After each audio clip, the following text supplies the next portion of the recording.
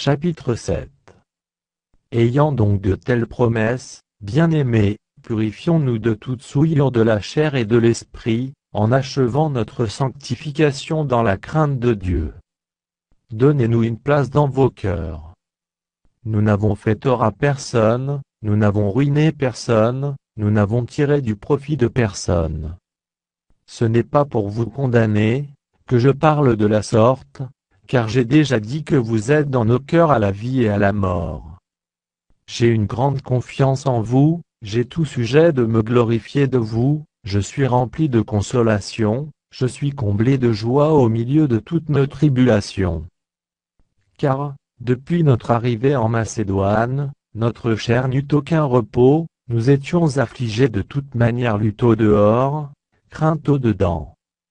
Mais Dieu, qui console ceux qui sont abattus, nous a consolés par l'arrivée de Tite.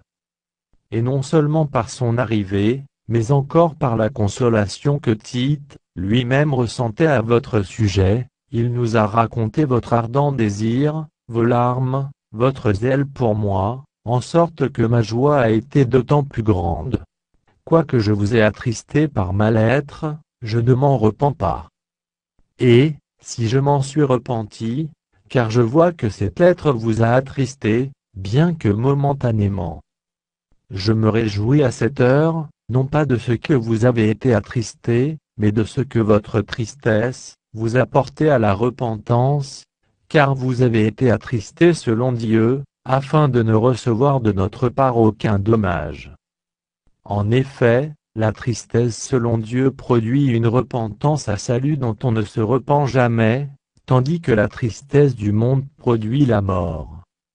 Et voici, cette même tristesse selon Dieu, quel empressement n'a-t-elle pas produit en vous? Quelle justification, quelle indignation, quelle crainte, quel désir ardent, quel zèle, quelle punition! Vous avez montré à tous égards, que vous étiez purs dans cette affaire. Si donc je vous ai écrit, ce n'était ni à cause de celui qui a fait l'injure, ni à cause de celui qui l'a reçu, c'était afin que votre empressement pour nous fût manifesté parmi vous devant Dieu. C'est pourquoi nous avons été consolés.